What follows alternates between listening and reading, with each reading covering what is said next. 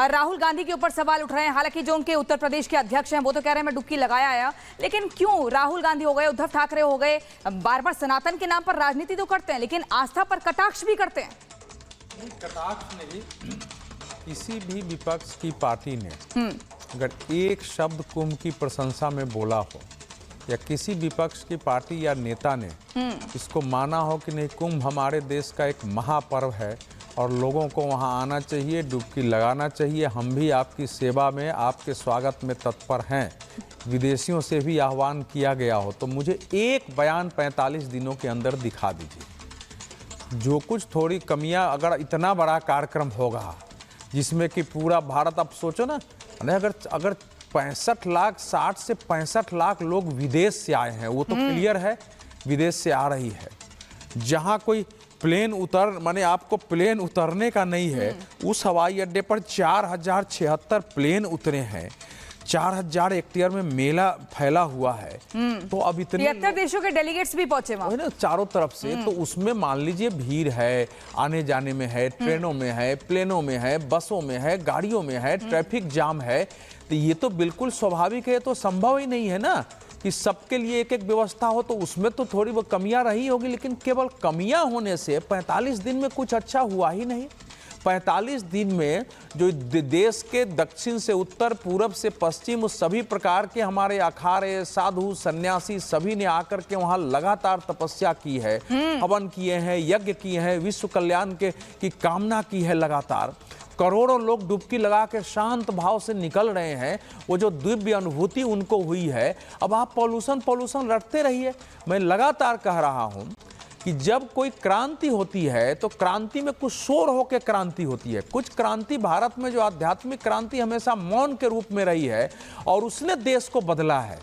तो धीरे धीरे ये महाकुंभ जो था भारत में सांस्कृतिक, धार्मिक, आध्यात्मिक पुनर्जागरण के एक महाक्रांति में परिणत हुआ है। और कोई अगर ये मान लेता है कि करोड़ों लोगों ने वहां डुबकी लगाई, प्रणाम किया, घर चले गए और उसका कोई प्रभाव नहीं होगा, तो ये उनकी नासमझी है। अजय वर्मा जी कुछ कहना चाहते हैं? वो कहेंगे, मैं जरा पूरी कर लूं। तो इसीलिए पॉलिटिकल पार्टियां जिस ढंग से अयोध्या के आंदोलन को नहीं समझ पाई और उसका मजाक उड़ाती रही, उसमें कमियां निकालती रही, और भारतीय जनता पार्टी शून्य से आते आते सत्ता तक पहुंची, उसी प्रकार से इस महाकुंभ का जो एक महादिव्य दृश्य था उसको न पहचानने के कारण भूल कर रही है। अभी हर्षल जी मैं आपके पास भी आऊंगी, लेकिन अजय वर्मा जी आप कुछ कहना चाह रहे हैं, लेकिन राहुल गांधी को लेकर कहा जा रहा है, राहुल गांधी हो गए, उद्धव ठाकरे हो गए, भटके हुए लोग हैं। ये सनातन के नाम पर राजनीति तो करते हैं, चुनाव आएंगे तो जनेऊ पहन लेंगे, रुद्राक्ष की माला पहन लेंगे, मंदिर जाएंगे, लेकिन महाकुंभ जैसे महापर्व में आस्था की डुबकी नहीं लगाएंगे, बल्कि उस पर दूरबीन से ढूंढेंगे कमियां, आरोप लगाएंगे। क्यों? आवाज नहीं आ रही आपकी, म्यूट है शायद।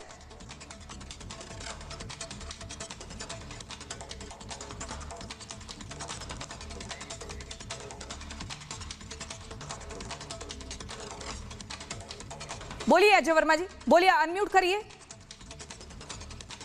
आपकी आवाज नहीं आ पा रही है? ठीक है, आपकी आवाज नहीं आ रही। हर्षा रिछारिया जी मैं आपके पास आती हूँ। आप महाकुंभ में थी, मैं भी वहां थी, आपसे मुलाकात भी हुई, आप कल्पवासियों के पास भी गई, आप लगातार अलग अलग अखाड़ों में भी जा रही थी।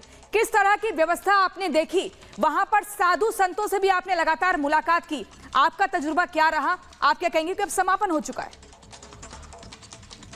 जी, अब समापन हो चुका है। जिस तरह से मैं 22 दिन महाकुंभ के अंदर रही हूँ, मैंने वहाँ पे क्या बोलते हैं, मैं पैदल भी चली हूँ, मैं गाड़ियों से भी गई हूँ, मैं हर तरह के लोगों से भी मिली हूँ, और उसके बाद वहाँ रह के जितना मैं जान सकती थी, अलग अलग साधु संतों का मैंने आशीर्वाद प्राप्त किया। लेकिन जितनी श्रद्धा, जितना भाव, जितना मैनेजमेंट मैंने महाकुंभ के अंदर देखा है ना, ये कोई छोटी बात नहीं है प्रियंका जी। एक शहर में, एक छोटे से शहर को में एक दूसरा शहर बसाया गया, और उस छोटे नगर के अंदर एक बहुत मतलब लगभग 60 करोड़ के ऊपर आबादी आई है, जनसंख्या आई है, श्रद्धालु आए हैं, जिसमें भारत ही नहीं बल्कि भारत के बाहर के भी अलग अलग देशों के श्रद्धालु आए हैं, लोग आए हैं। वहां पे आप देखिए कि मैनेजमेंट किस लेवल तक किया गया था। अगर मैनेजमेंट नहीं होता, अगर वहां कोई कमी होती, तो आपको लगता है कि इतना बड़ा आयोजन करना जहां पे 60 करोड़ के ऊपर लोग आ रहे हैं, वो क्या मुमकिन हो पाता? अपने आप खुद सोच के देखिए, हमारे घर में एक छोटा सा कार्यक्रम होता है ना, तो सबके पसीने छूट जाते हैं। और एक महानगर बसाना, उसमें करोड़ों की आबादी, करोड़ों के श्रद्धालु आना संख्या में, ये खुद में एक बहुत बड़ी बात है। मुझे लगता है कि ये सरकार की बहुत बड़ी कामयाबी है, उनकी मेहनत आज पूरे देश को ही नहीं ठीक है। बल्कि सारे देशों को देखने को मिल महत्वपूर्ण सकती है। बातों का जिक्र आपने किया, आपने तजुर्बा बताया है, कैसा आपका पूरा वहां एक्सपीरियंस रहा। लेकिन फराज किदवई जी, जरा ये बताइए कि आप लोगों को तो योगी सरकार की पीठ थपथपानी चाहिए। इतना बड़ा क्राउड मैनेजमेंट किस तरह किया है, आपको उन बातों की प्रशंसा करनी चाहिए। यहां पर आपने मोदी योगी का विरोध नहीं किया, सनातन का विरोध किया। 73 देशों के डेलीगेट्स पहुंचे, 50 लाख विदेशी नागरिक पहुंचे, 4000 हेक्टेयर में पूरी व्यवस्था की जाती है। और वहां पर बॉलीवुड के मेहमान देख लीजिए, खेल जगत से देख लीजिए, मतलब देश विदेश से कोई ऐसा क्षेत्र नहीं बचा जहां पर लोग ना आए हो और अपना एक्सपीरियंस बताओ कि बहुत बेहतरीन रहा। किस आधार पर आप बार बार उंगली उठा रहे हैं? नहीं, आप ठीक कह रही है प्रियंका जी, मैं आपकी बात से सहमत हूं कि बॉलीवुड से जो लोग आएंगे उनको बहुत शानदार इंतजाम दिखेगा। जो खेल जगत से करोड़पति अरबपति प्लेयर्स आएंगे उनको बहुत शानदार इंतजाम दिखेगा। मुकेश अंबानी जी गए होंगे, उनको बड़ा शानदार इंतजाम दिखा होगा। लेकिन एक आम आदमी से पूछिए, आम आदमी के विजुअल्स आप देख रहे हैं टीवी स्क्रीन पर। सुनिए, अरे मैडम सुनिए, तो जिसने इस कड़ाके की ठंड में वहां पर बिना किसी इंतजाम के रात भर बिता दिए, जरा उनसे भी पूछ लीजिएगा। तो ये जो वीआईपी कल्चर माननीय मुख्यमंत्री जी लाए थे, इसकी तस्दीक तो आप ही कर रही है, तमाम फिल्म स्टार्स के आपने नाम ले लिए। और दूसरी बात, जो आप कामयाबी की बात कर रही हैं, या जो भी विदेशों से बड़े बड़े लोग आए, वो माननीय मुख्यमंत्री जी की वजह से नहीं आए, वो कुंभ की वजह से आए। क्योंकि कुंभ जो है वो इस देश के क्या पूरी दुनिया के करोड़ों लोगों की आस्था का एक पर्व था। तो वहां पर जो आए वो माननीय मुख्यमंत्री जी या प्रधानमंत्री जी की वजह से नहीं आए। मेरा एक सवाल है, अभी राजीव जेटली जी कह रहे थे कि हमारे राष्ट्रीय अध्यक्ष आदरणीय अखिलेश यादव जी ने डुबकी ली, उन्होंने अपने मन से नहीं ली, या क्या क्या ये बोल रहे थे। अरे साहब, हमारे राष्ट्रीय अध्यक्ष जी ने पूरी डुबकी तो ली, पर माननीय प्रधानमंत्री जी ने तो डुबकी तक नहीं लगाई। अब उन्होंने डुबकी क्यों नहीं लगाई, इसका यहाँ पर भी आपका लेंस गड़बड़ कर गया फराज किदवई जी। नहीं, जो आपका लेंस गड़बड़ कर गया। प्रियंका, जो गड़बड़ी हुई वो तो हो गई योगी आदित्यनाथ नरेंद्र मोदी के कारण, और जो लोग आए वो कुंभ के कारण आए। ये अजीब प्रकार की टिप्पणी है। चलिए, अजय वर्मा जी भी बड़ा मुस्कुरा रहे हैं, बेसब्री से इंतजार कर रहे हैं, कुछ कहना चाह रहे हैं। अजय वर्मा जी, जरा ये बताइए, राहुल गांधी, प्रियंका गांधी क्यों नहीं गए आस्था की डुबकी लगाने? चुनाव के टाइम पर तो जाते हैं, प्रचार करते हैं, आखिर क्या वजह रही? कहाँ भटक गए हैं, कहाँ भटक गए?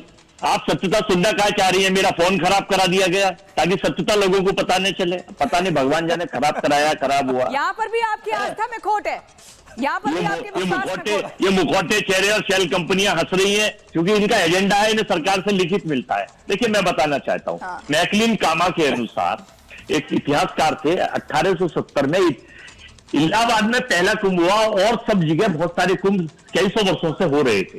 इलाहाबाद का भौगोलिक 54 किलोमीटर में प्रयागराज बसा है।